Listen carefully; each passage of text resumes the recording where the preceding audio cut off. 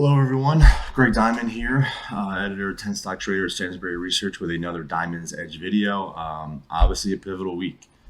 U.S. presidential election, and a few days later, the Federal Reserve meets.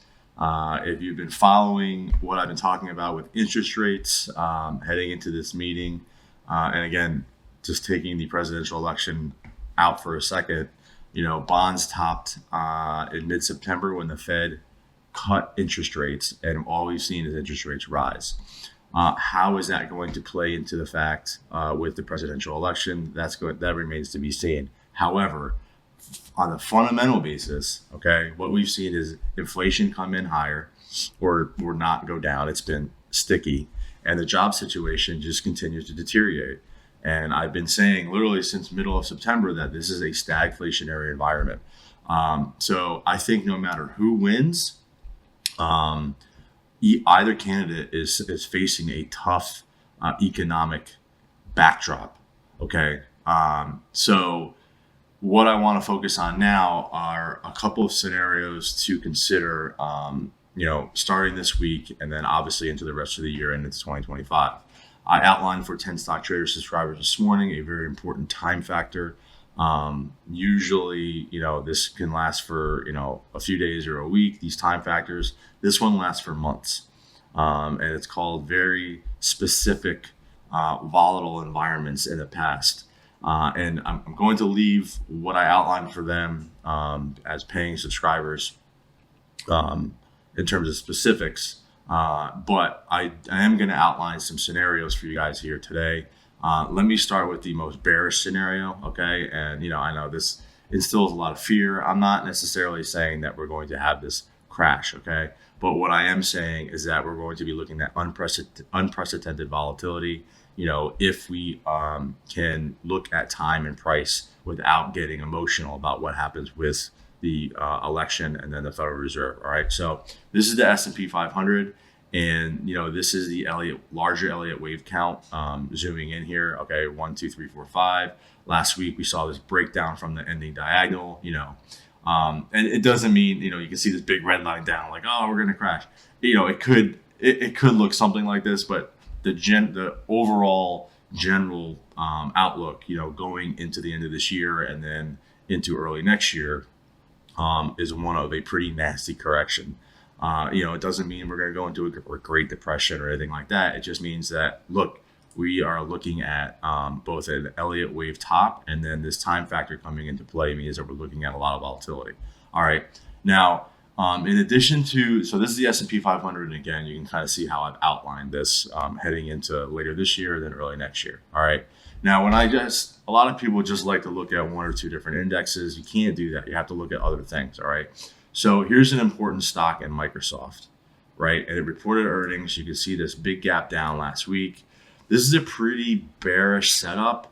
If I didn't know what was happening, there was no presidential election, there was no Fed meeting this week, and just look at this from a price perspective, right? This gap, these lower highs, that's going to be tough to overcome from a technical perspective. Now, it doesn't mean we can't see a bounce and they tries to retest this.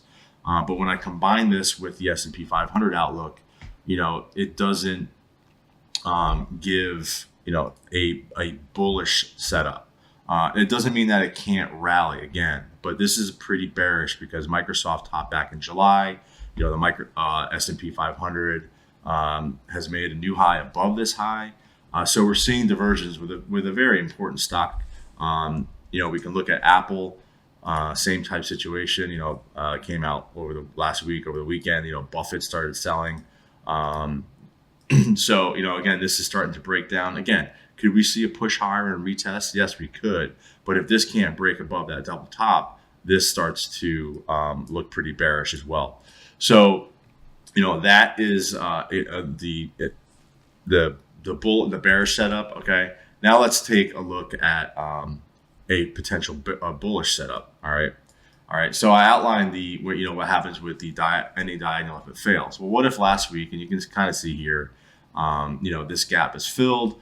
Let's say that there's a rally. Okay. All right. This would make sense from an Elliott wave perspective, and we get sort of this melt up into the end of the year.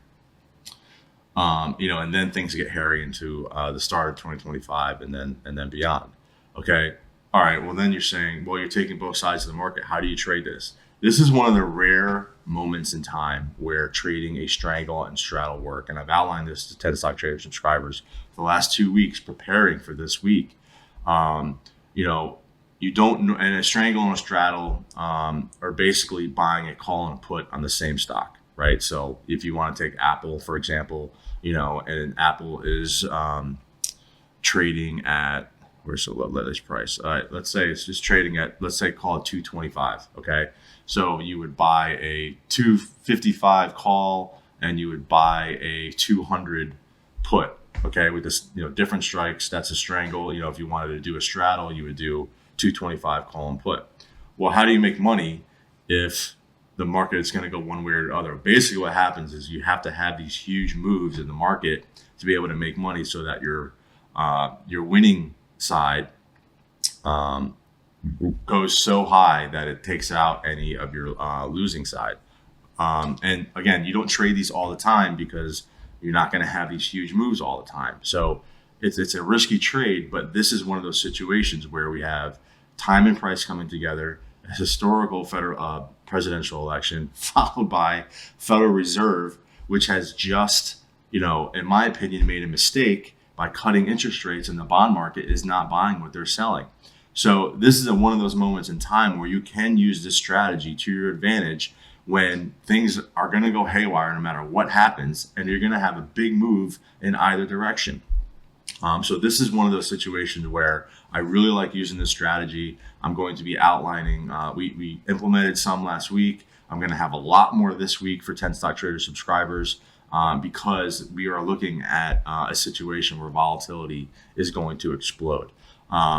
So we'll see how this week goes. It's going to be crazy no matter what happens. And then, next week we'll look at how both the election played out along with the Federal Reserve meeting and then what the market setups look heading into the end of the year. Thank you very much. I'll see you next week.